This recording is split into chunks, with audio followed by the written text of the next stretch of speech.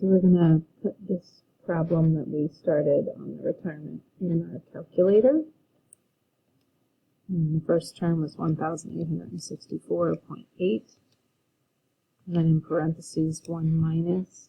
Don't forget to protect that ratio or rate with parentheses, raised to the 45th power. That's my numerator. Then I'm going to divide by my denominator, which is 1 minus the 1.038. Again, don't forget to protect that with parentheses, otherwise the calculator will just simply divide by 1 and then subtract the 1.038. You hit enter, and you will get your answer for the series. So I'm going to let you guys put that in your calculator and get that amount. Okay. Our next question says, how much of the amount in Part B is interest? Well, we have to think about every year for 45 years, she deposited $1,800. So 45 deposits of $1,800. That's my calculator. 45 times 1,800. And I get that she deposited $81,000. That was her deposit.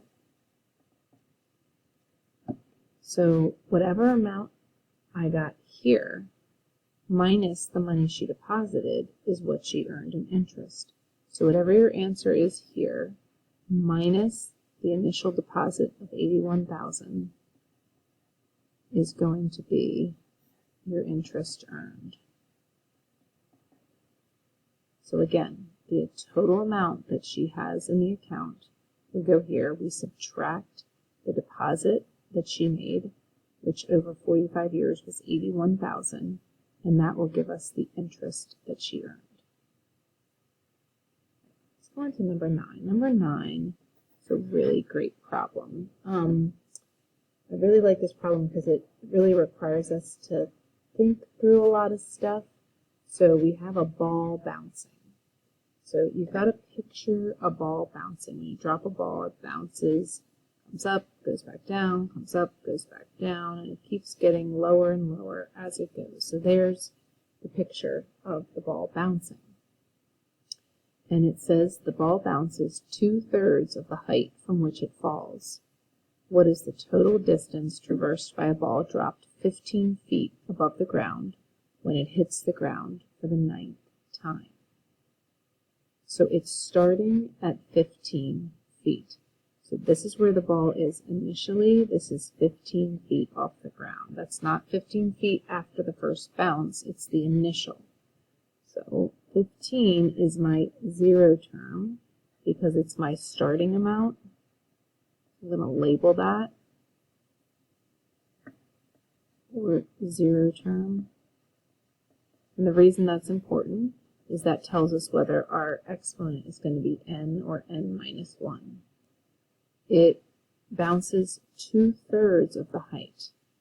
So you're going to multiply by 2/3. 2/3 is my constant ratio to the nth power.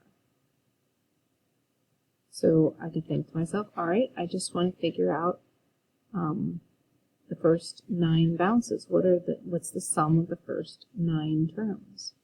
So S sub 9, I do have to find the first term. So I'm going to use my calculator, 15 times 2/3 to the first power, and I get 10. 10 is the height of after the first bounce. 1 minus the 2/3 to the 9th, all divided by 1/3. Well, that's actually 1 minus 2/3, so I just did that in my head. So actually the denominator is 1 minus 2/3. I just simplified it to 1/3. Okay. Now, when we do this, I don't want you to rush and think, okay, we put this in and we're done. Okay, we got to talk a little bit more about it after we figure out this sum. So let's use our calculator. 10 is the first term, 1 minus, in parentheses, 2/3 to the 9th power, divided by 1 minus 2/3, which I know is 1/3. So we get approximately, let's say 29.2, and is this feet? What are we using? Yes, feet. But what you have to realize is this is the height of the bounces. So this is going to be, the first bounce is going to go up to 10. And then each bounce after that, all I'm adding are the upward ticks of the ball. What I have to remember is that whatever comes up must also go down.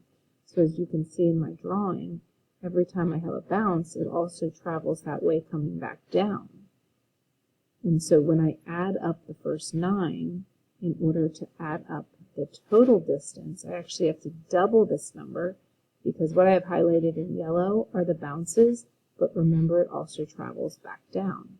So we need, let's write this down, but we need to double the 29.2, because each bounce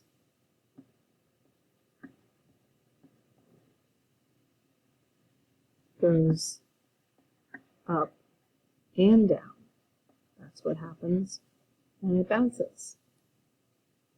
But then we're still not done, because the other thing we haven't accounted for is that initial drop when it travels that 15 feet on its way down right here as it traveled down.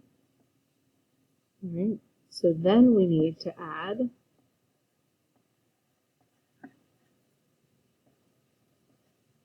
(15 feet) for the initial drop.